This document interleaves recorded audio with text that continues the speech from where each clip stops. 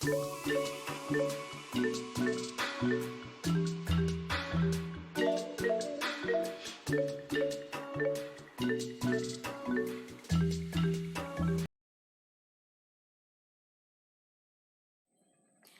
Dinda Beropini kali ini, aku bakalan ngebahas terkait kesopanan seseorang dalam bermedia sosial. Tapi aku bakalan lebih pro ke topik terkait hate speech atau hate comment atau ujaran kebencian dan lain-lain. Nah, sebelumnya mohon maaf ya kalau misalkan ada suara-suara lain yang masuk. Ngomong-ngomong soal kesopanan seseorang dalam bermedia sosial, kalau misalkan kalian ingat, itu ada artikel terkait Indonesia dicap sebagai netizen yang tidak sopan se-Asia Tenggara. Nah, itu jadi bahan pertanyaan sih, kayak kenapa bisa netizen Indonesia itu dikategorikan sebagai netizen yang tidak sopan, sedangkan ya Indonesia itu dikenal sebagai negara yang ramah nih di dunia. Jadi bahan pertanyaan dong. Nah, aku punya beberapa pendapat sih terkait ini. Kayak ada beberapa faktor yang mempengaruhi seseorang dalam tingkat kesopanan bermedia sosial. Nah, yang pertama itu kebebasan seseorang dalam berpendapat. Nah, kebebasan berpendapat ini juga didukung nih sama pembuatan akun-akun palsu. Jadi kan kalau misalkan kita lihat di IG itu banyak kan akun-akun fake, akun-akun yang palsu. Nah, orang tuh kadang mengujar kebencian dan bunyi di balik akun fake. Jadi kayak, ngapain takut nih? Kan aku pakai akun fake. Nah, kayak gitu tuh. Menurut aku itu salah satu faktor yang mendukung banget sih. Terus yang kedua itu kayak ada kesenangan tersendiri. Sometimes kayak ada beberapa orang yang seneng banget ngehujat orang. Aku nggak tahu sih itu kenapa, tapi ada faktor itu. Terus juga yang ketiga itu faktor lingkungan. Nggak bisa kita pungkiri kalau seseorang itu mengujar kebencian atau hate speech atau hate comment itu tuh karena faktor lingkungan juga. Jadi kayak gimana seseorang itu berperilaku di lingkungannya itu tuh bakalan kebawa juga nih di dalam media sosial. Terus itu juga bisa dikarenakan faktor kematangan pada pola pikir seseorang. Jadi kayak semakin matang pola pikir seseorang itu harusnya itu tuh semakin baik juga nih dalam bermedia sosial. Aku nggak bisa bilang kematangan usia sih, karena kadang aku temuin di beberapa media sosial juga orang-orang yang usianya matang, yang dikategorikan matang itu tuh malah mereka juga suka hate speech gitu, atau mengeluarkan ujaran kebencian atau hate comment kayak gitu. Jadi aku lebih ke faktor kematangan pada pola pikir gitu. Nah, orang-orang yang biasanya kena ujaran kebencian atau hate speech atau hate comment dan lain-lain, kayak kena ketidaksopanan netizen itu tuh biasanya orang-orang yang terkenal nih, kayak selebgram, influencer atau artis-artis lainnya gitu kan. Ada, aku juga pernah baca kayak selebgram tuh dikatain kayak gitu. Ada juga, terus juga sebenarnya enggak cuman orang terkenal sih, kayak kebanyakan orang terkenal, tapi tidak dipungkiri juga orang biasa kayak kita itu tuh kena juga. Nah, aku sebelumnya sempat berdiskusi atau bisa dibilang sharing gitu sih sama beberapa teman aku, lebih tepatnya 2 teman aku yang katanya pernah kena hate comment gitu.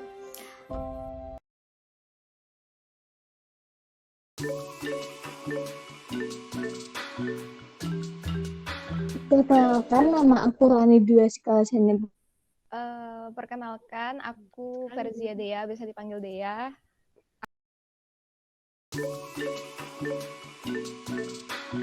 Jadi ada perbedaan pandangan sehingga orang itu berkomentar karena dia kontra sama apa yang kulakuin gitu. Jadi ya mungkin seperti sejenis hate comment, tapi aku menganggap itu sebenarnya kayak pendapat orang itu sih. Tapi ya mungkin bisa dikategorikan. Kalau pas di medsos aku pernah sih.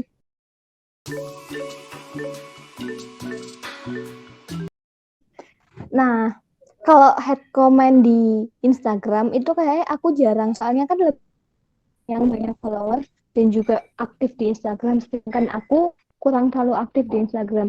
Mungkin aku ceritain di WA aja ya. Jadi pernah aku ke anak kelas bilang kalau buat bikin surat anonim, duin ke anak kelas juga. Nah ternyata jadi itu aku yang buat, aku yang ngirim, dan juga yang dapat hate speech itu, tapi nggak yang separah. Jadi dulu kan aku suka banget ngikut-ngikut temen. Oh, temen kayak bikin story nugas dan lain-lain. Oh ya aku ikut gitu kan. Nah terus ternyata ada yang nggak suka. Hanya gini ke aku. Ran, sebelumnya maaf ya. Orang suka kalau kamu bikin story nugas dan lain-lain. Padahal itu ya kayak sepele. Tapi kayak apa ya? Itu nunjukin kalau kamu lebih baik daripada aku. Aku kurang suka itu, aku iri. Padahal aku sama dia itu sama-sama ya lumayan aktif di kampus. Enggak, aku yang di kampus, terus dia di kayak di Instagram gitu-gitu, organisasi itu. Tapi kayak, itu teman sekelas. Sedih banget sih itu. Jadi FYI, aku tuh suka banget sama BTS, guys. Suka banget gitu. Aku tuh suka, terus waktu anniversary BTS yang kelima, itu tuh aku sempat cover dance di IG ku. Kan sebenarnya bener sih ya, kalau misalnya di IG kita nggak terlalu aktif, itu kita nggak mungkin dapat hate comment dan sebagainya gitu. Tapi kebetulan nggak tahu kenapa, waktu itu videoku itu ditonton sampai 10 ribuan orang gitu yang nonton. Terus aku tuh kaget sih sebenarnya, yang komen juga sampai ratusan gitu kan. Sampai ada awalnya positif positif positif, terus sampai ada yang komen kayak gini, nggak respect sama hijabnya gitu.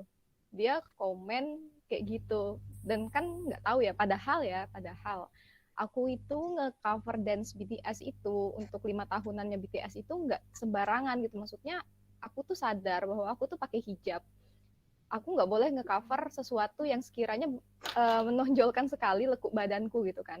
Jadi aku benar-benar milih dance-nya BTS yang nggak banyak gerakan-gerakan yang sekiranya bakal jatuhnya erotis kalau diperagain sama cewek gitu ya. Jadi aman gitu, aku menurutku itu aman. Terus aku juga nge-cover badanku gitu. Aku pakai blazer panjang, aku nggak pakai jeans, aku pakai kulot gitu. Aku benar-benar ngejaga itu. Tapi nggak tahu kenapa ya masih ada aja yang komennya itu kayak kayak sejenis itu gitu sih. Jadi kayak, tapi aku menanggapinya waktu itu ya itu yang kayak aku bilang tadi, aku nanggepinnya itu kayak perbedaan sudut pandang aja dari orang lain. Mungkin dia mikirnya ya memang seharusnya wanita yang pakai hijab itu nggak seharusnya ngedance atau dan sebagainya kayak gitu. Tapi ya karena penyampaiannya mungkin agak kurang tepat gitu, jadi jatuhnya kayak head comment gitu kan, kayak langsung nggak respect sama hijabnya gitu. Kayak terus kenapa nggak nyalain hijabnya, hey. Gitu sih aku.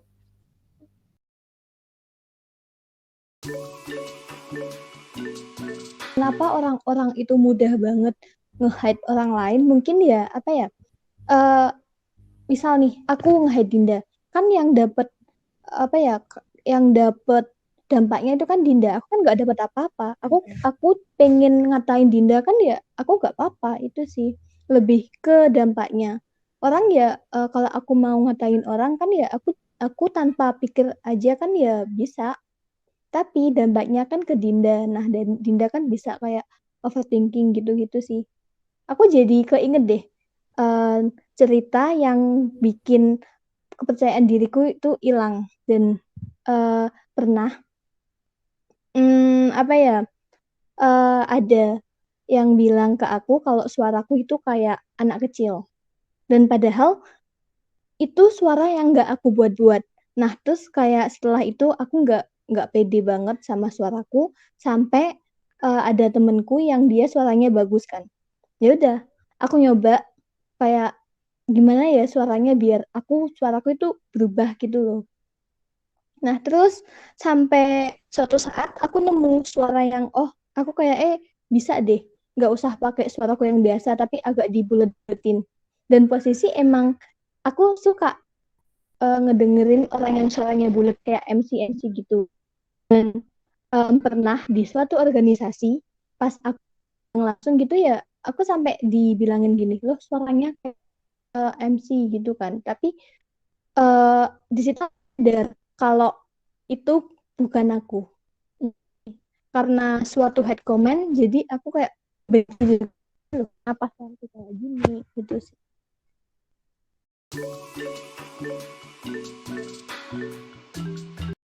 Secara pribadi aku pengen tahu dulu kenapa dia bisa berpikiran seperti itu gitu kan, karena kayak menurutku perbedaan sudut pandang itu wajar gitu. Jadi aku pengen tahu kenapa sih dia bisa mikir kayak gitu. Siapa tahu nih karena sudut pandang dia aku juga mengalami perubahan pemikiran dan sebagainya gitu. Kalau misalnya aku udah tahu, ya aku mau ngasih tahu aja kalau misalnya cara menyampaikan pendapat itu nggak seperti itu. Kita bisa menyampaikan secara pribadi gitu, apalagi yang sifatnya mengandung keburukan seseorang gitu. Harusnya pendapat-pendapat seperti itu disampaikan secara pribadi, tidak di depan umum dan dengan bahasa yang pas gitu, bahasa yang tepat gitu. Jangan sampai bahasanya itu singkat, padat, menyakitkan gitu kan. Jadi kayak kita aja jadi mau ngelakuin hal yang sama, mau ngelakuin mencoba hal baru misalnya gitu, terus karena kita udah pernah ngedapat hate comment yang kayak gitu, kita jadi mikir takut buat ngelakuin sesuatu yang baru lagi gitu sih. Aku lebih pengen nyampaikan itu.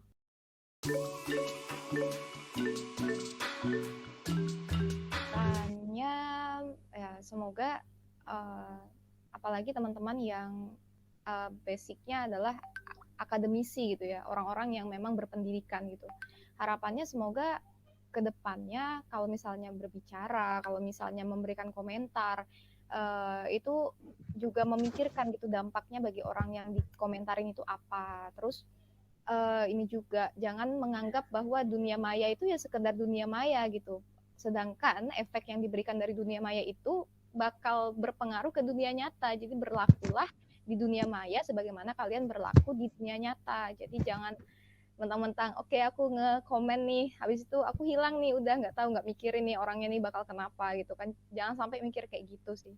Harapannya ya semoga bisa menempatkan diri dengan lebih baik ke depannya, apalagi yang akademisi gitu. Kalau dari aku, emang bener sih Indonesia itu kayak ada hak kebebasan untuk menyampaikan pendapat.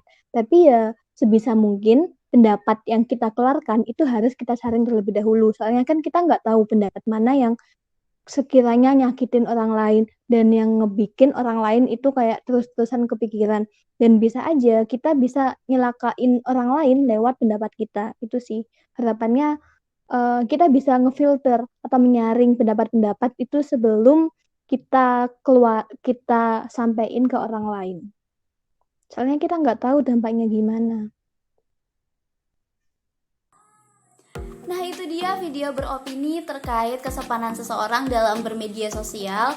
Aku harap dengan adanya video ini dapat bermanfaat bagi kita semua. Dan juga aku harap kalian semua di luar sana dan aku juga itu lebih bijak lagi dalam bermain sosial media. Terus juga lebih memperhatikan etika kesopanan dalam bermedia sosial.